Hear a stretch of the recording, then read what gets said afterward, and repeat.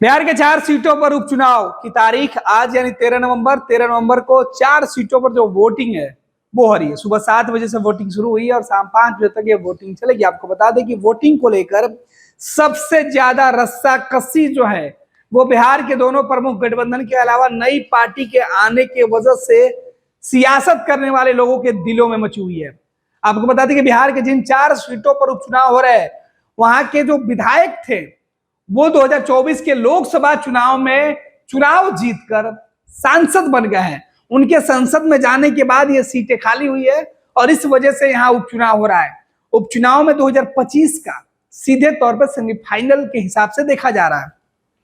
कहा जा रहा है कि 2024 के चुनाव से 2025 के रास्ते खुलेंगे।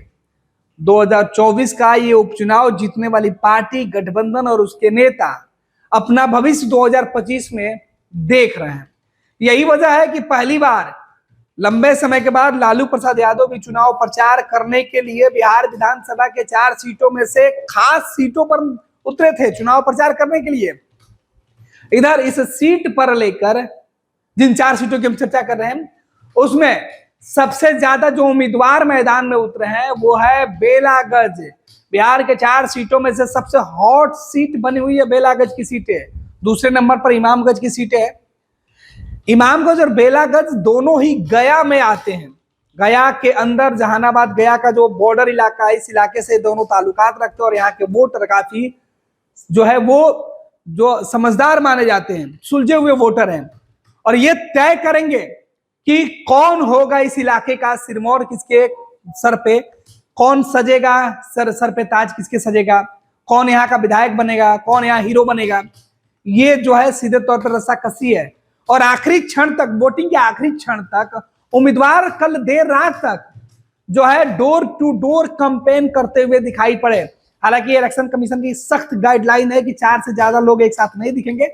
इसके बावजूद भी उम्मीदवार अपने अपने समर्थकों के जरिए लोगों तक ये मैसेज पहुंचाने में सफल रहे कि वोटिंग में किस पार्टी को, किस उम्मीदवार को समर्थन देना है। खैर, जो तस्वीरें निकल के सामने आ रही है उसमें वोटिंग के लिए सुबह से ही मतदान केंद्र पर जो कतारें हैं वो लगनी शुरू हो चुकी है, तैयारी शुरू हो गई है। जो ईवीएम मशीनें हैं वो बीती रात ही सभी मतदान केंद्र पर डिस्पैच कर दिए गए हैं।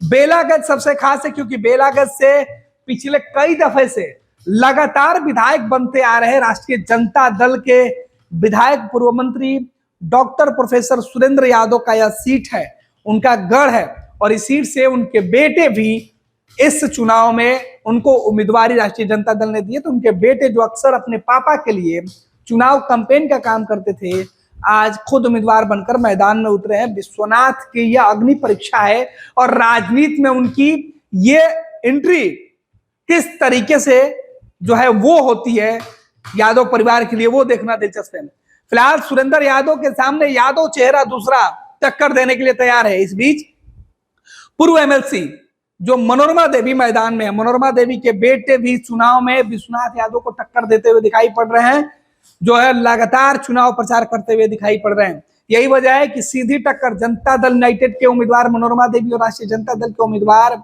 जो है विश्वनाथ, उनके बीच मानी जा रही है। लेकिन तीसरे भी कोण की चर्चा हो रही है, त्रिकोणीय मुकाबले को घुमाने की कोशिश की जा रही है क्योंकि नई नई पार्टी बनी, उस पार्टी ने भी अपने उम्मीदवार उतारे। ओवैसी जो उनकी पार्टी है उन्होंने भी उम्मीदवार उतार दिया है और समीकरण नीतीश और लालू का समीकरण इन दोनों मतदान केंद्र पर बिगड़ रहा है।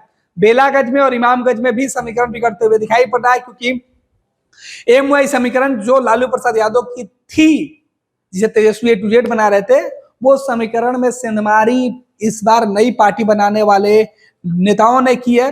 दूसरी तरफ ओवैसी पहले से ही मुसलमानों के लिए जो है वो सेंधमारी कर चुके हैं और मुस्लिम उम्मीदवार उतार कर इस इलाके में सनसनी फैला दिए हैं। यादवों का वोट बटेगा, मुसलमान कैंडिडेट को एक छत्र वोट मिलेगा। इसी हिसाब से दो पार्टियों ने, एक तो नई पार्टी बिहार में जिसने बनाई और दूसरा ओवैसी, बहुजन समाज पार्टी भी इस बार मैदान में उतर गई है, आजाद समरस समाज पार्टी भी मैदान में उतर गई है। तो कई पार्टियां हैं जिनके उम्मीदवार, इसके अलावा निर्दलीय उम्मीदवार भी इस पूरे बेलागंज और इमामगंज के राजनीतिक दृष्टिकोण को राष्ट्रीय फलक पर लेके जा रहे हैं। यही वजह है कि कहा जा रहा है कि इस 4 सीटों में सबसे ज्यादा दिलचस्प सीट बेलागंज की सीट है। देखना है कि यादवों की टक्कर में, यादवों की लड़ाई में जीत किसकी होती है। तो इमामगंज में सीधी जो टक्कर है वो जीतन मांझी की बहू यानी हम की जो उम्मीदवार है उनसे और राष्ट्रीय जनता दल के उम्मीदवार के साथ देखी जा रही है। लेकिन इस बीच यहां भी त्रिकोणीय मुकाबला सीधे तौर पर जो है वो असर डालते हुए दिखाई पड़ रहा है। इसके अलावा जीतन मांझी की जो बहू है वो लगातार जो चुनाव प्रचार कर रही थी। इस बीच पहली बार राजनीतिक तौर पर वो एंट्री कर रही थी सियासत में, विधायक के उम्मीदवार बनकर, विधानसभा के उम्मीदवार बनकर विधायक के कैंडिडेट अपने आप को वो मान रही है। और सीधे उनका कहना है कि उनके ससुर ने जो काम किया है उसके बदौलत, उनके पति ने जो काम किया विकास का उसके बदौलत, साथ ही साथ जो काम अधूरे रह गए उन सभी को पूरा करने की जो जिम्मेवारी है वो उनके कंधों पर है, वो उसे पूरा करेंगे। अब इमामगंज की सीट क्योंकि वो सुरक्षित सीट है, उस सीट से जो जीत कर आएगा वो उस इलाके के विकास, क्योंकि इस सीट से जीतन राम मांझी खुद विधायक और इसी सीट से जीतकर जीतन राम मांझी मुख्यमंत्री तक बिहार की कुर्सी पर पहुंचे थे। लिहाजा ये सीट बेहद ही महत्वपूर्ण है। अब देखना है कि इस सीट पर क्या दीपा मांझी अपने पारिवारिक विरासत को बचाए रखती हैं या इस बार कुछ नया खेल होता है। तीसरे सीट की बात करें, तरारी की सीट, ये सीट जो है लेफ्ट के हिस्से में थी। यहां से जो विधायक थे वो संसद में पहुंच गए। सीट खाली हुई, पार्टी ने वहां से एक नया उम्मीदवार मैदान में उतारा है, हालांकि वो पिछले चुनाव में सक्रिय रहे हैं। यहां पे बीजेपी ने हाल ही में भाजपा में शामिल दूसरे दल से आए हुए नेता के बेटे को उम्मीदवार बनाया और वो चुनाव के मैदान में है, तो बीजेपी के उम्मीदवार हैं। इसके अलावा यहां भी नई पार्टी के जो उम्मीदवार मैदान में है, बहुजन समाज पार्टी के उम्मीदवार मैदान में है। ओवैसी ने इस इलाके में धमक नहीं दिखाई है। अगली जो सीट है, चौथी सीट है, वो रामगढ़ की सीट है। रामगढ़ की सीट इसलिए भी बेहद खास हो जाती है क्योंकि बिहार सरकार के पूर्व मंत्री जो अपने बयानों के लिए जाने जाते थे, सुधाकर सिंह, इस सीट से विधायक थे, मंत्री बने, फिर विधायक हुए और फिर सांसद बन गए 24 के चुनाव में।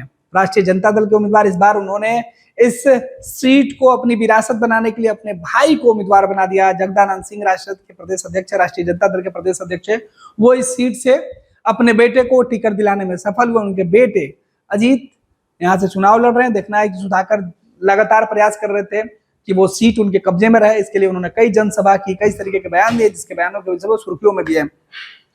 फिलहाल इस सीट पर क्या सुधाकर सिंह अपनी विरासत बचा पाएंगे या नहीं, ये देखना दिलचस्प होगा, क्योंकि रामगढ़ की सीट जो है उत्तर प्रदेश और बिहार के बॉर्डर इलाके की सीट है, किसानों से जुड़ी हुई सीट है और किसानों के मुद्दे को लेकर ही यह सीट चर्चा में रहा, क्योंकि सुधाकर सिंह लगातार इस इलाके में किसानों के हित के लिए बात करते हुए दिखाई पड़ रहे थे। खैर देखना है कि इस सीट पर, क्योंकि तरारी के बाद जो सीट है रामगढ़ की, वो बीजेपी ने यहां पर अपना उम्मीदवार उतारा, तो बीजेपी और राष्ट्रीय जनता दल के बीच मुख्य मुकाबला देखा जा रहा है। त्रिकोणीय मुकाबला बनाने की भी कोशिश की जा रही है, क्योंकि जो नई पार्टी के उम्मीदवार है वो भी मैदान में फिलहाल घूम रहे हैं। खैर इन 4 सीटों में सबसे दिलचस्प सीट जो है वो बेलागंज, इमामगंज, रामगढ़ और तरारी की दिखाई पड़ रही है। अब देखना है, क्योंकि इन 4 सीटों में से जो है वो 3 सीटों पर राष्ट्रीय जनता दल चुनाव लड़ रही है, एक सीट पर राजद की सहयोगी पार्टी लेफ्ट चुनाव लड़ रही है, दूसरी तरफ एक सीट पर जनता दल यूनाइटेड चुनाव लड़ रही है, एक सीट पर जीतन राम मांझी और 2 सीटों पर बीजेपी चुनाव लड़ रही है। चुनाव प्रचार के लिए बिहार बीजेपी के तमाम बड़े नेता पहुंच चुके हैं। विपक्ष की तरफ से तेजस्वी यादव और लालू प्रसाद यादव भी चुनाव प्रचार कर चुके हैं। लेफ्ट की तरफ से लगातार एक सीट पर चुनाव प्रचार किया जा रहा है। इस चुनाव में कांग्रेस के बड़े नेता ने दिलचस्पी नहीं दिखाई है। देखना है कि आज जो वोटिंग शुरू हो रही है, शाम के जो ईवीएम बंद होता है तब क्या कुछ नतीजे आते हैं कि कितने प्रतिशत वोट और प्रतिशत क्या होता है। साथ ही साथ वोटों की गिनती 23 नवंबर को होनी है। देखना है कि ईवीएम से इस बार 23 नवंबर को नतीजे किसके पक्ष में आते हैं। पनोरमा ग्रुप, जो सोचता है वो करता है। ये लो मुंह मीठा करो, आज मैंने अपना जॉब छोड़ दिया, अब हम पूर्णिया वापस जाएंगे। जॉब छोड़ दिया है? मतलब ये घर कैसे चलेगा? हम करेंगे क्या? और माँ बाबूजी क्या बोलेंगे? इसलिए मैं एक और मिठाई का डब्बा लाया। अपने बिजनेस के लिए लोन अप्रूव हो गया। अरे लोन अप्रूव हो गया वो तो ठीक है, लेकिन पूर्णिया में हम रहेंगे कहाँ? अपना घर भी तो नहीं है वहां। इसलिए तो एक और मिठाई का डब्बा अलग से लाया हूं। हमने पूर्णिया में घर ले लिया है।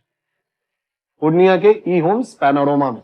पूर्णिया में पैनोरमा ग्रुप लेकर आए हैं ई होम्स पैनोरमा। बड़ा घर, आलीशान जिंदगी और अत्याधुनिक सुविधाओं के संग। अरे अरे, अब क्यों मुंह मीठा करवा रही हो? क्योंकि हम घर वापसी जो कर रहे हैं। घर वापसी की खुशी पूर्णिया में ई होम्स पैनोरमा के संग। E Homes Panorama, luxurious lifestyle redefined. Bharatiya Janata party का सदस्य बनने के लिए 8800002024 पर मिस्ड कॉल करें। निवेदक भारतीय जनता पार्टी बिहार।